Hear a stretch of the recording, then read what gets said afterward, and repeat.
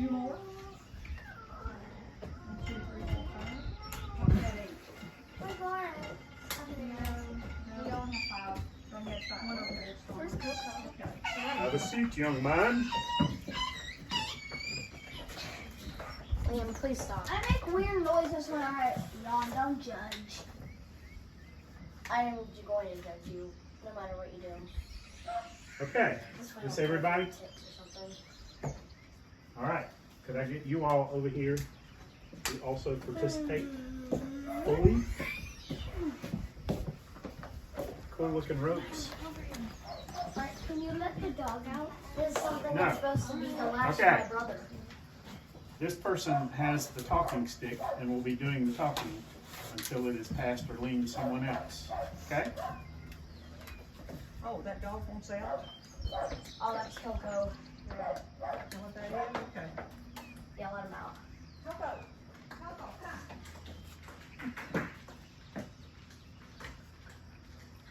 Not quite part of the story. This is my dog pot. Goes back and forth. It's okay if I'm in I here. used It's to just own when I this read, dog. I'll let him He's out. not as good as he wants to. If he like really wants in, I don't mind. Okay, thanks. He's out now.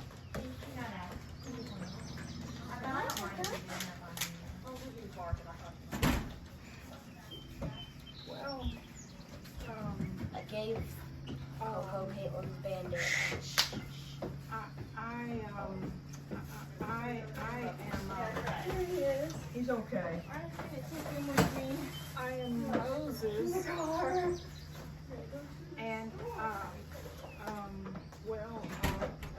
this is my brother, Aaron. Aaron, and, I have a little trouble with this. Here, let me take the talking stick from you, Moses. I know how challenging this is for you. I want to tell you a story about why we are up on this mountain, in case you didn't know why you climbed the mountain to get here. This is an amazing mountain that doesn't need anyone's hand raised to learn about it. You just have to use your ears. So this is the mountain that's called Mount Sinai. And Moses was here many years ago by himself because he had run away from Egypt because he had gotten in a little bit of trouble, and he was keeping sheep in the wilderness for his father-in-law Jethro.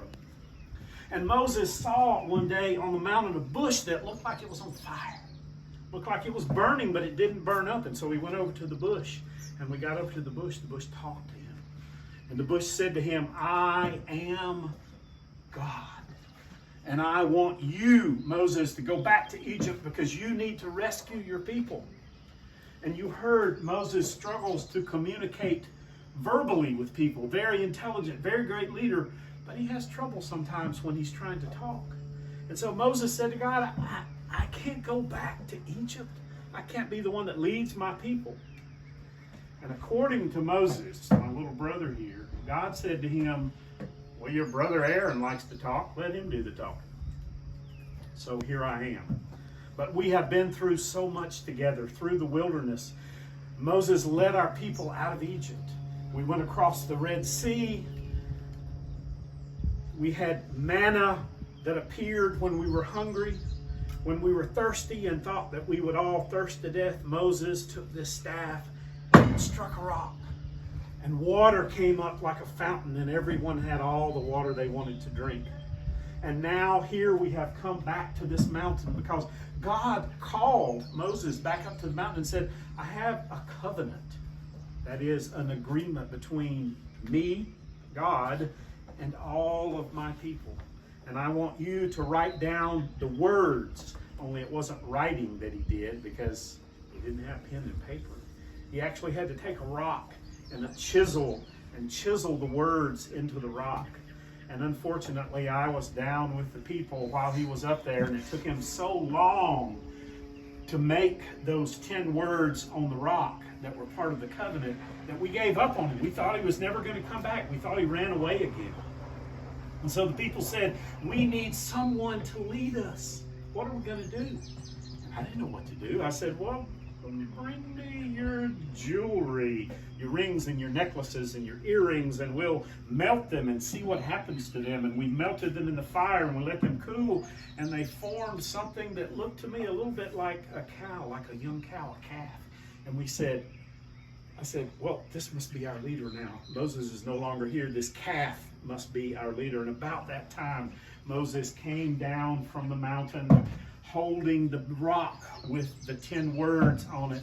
And he saw what we had done, and he was so angry because we had in fact violated 2 parts of the covenant, 2 of the instructions in the invitation that God had given to Moses for us. And he threw the rock down, and it broke into so many pieces that we couldn't put it back together again. And then he had to go back up the mountain, but this time we knew he was coming back. And he brought back the covenant, the 10 words. And they're more than just 10 words, but the words are reminders about who we are, about whose we are, about how we live, and about how we love. Can you remember that? Who we are, whose we are, how we live, how we love. Okay, because I'm going to ask you to repeat those one at a time as we go through the 10 words. So Moses, can you tell us what the first word is? 1. The first word is the number 1, because the first part of the covenant that God gave to Moses was to say, I am one. I am the one. I am the God. I am the guardian. I am the guide for the people, and I am the only one. And so what does that teach us? This is whose we are. Can you say that? This is whose we are. Very good. And the second word was what? Pretend. Oh, pretend. That was the other thing with the golden calf.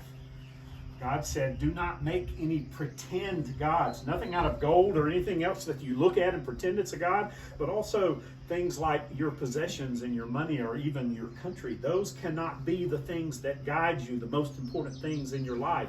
Those are pretend gods, and you must not make any of those because those teach us. This is how we live.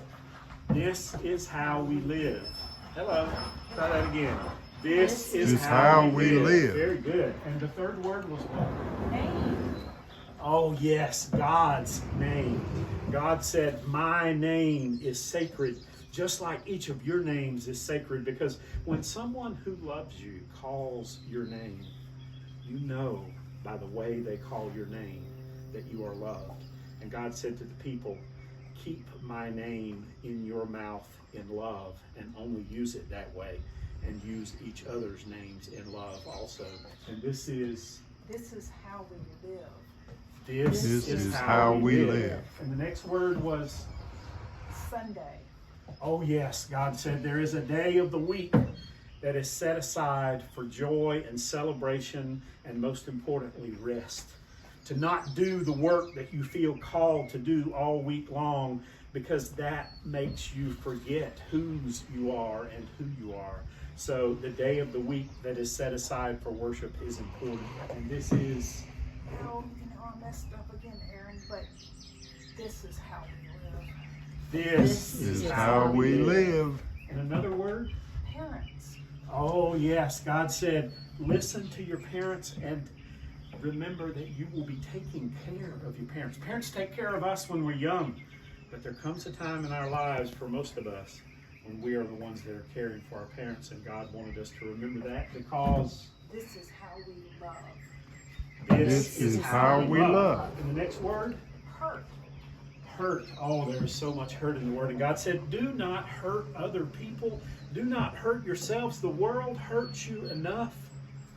Do not hurt other people, and do not allow yourselves to be hurt by you or anyone else, because this is how we live. This is how we live. And the next word? Family.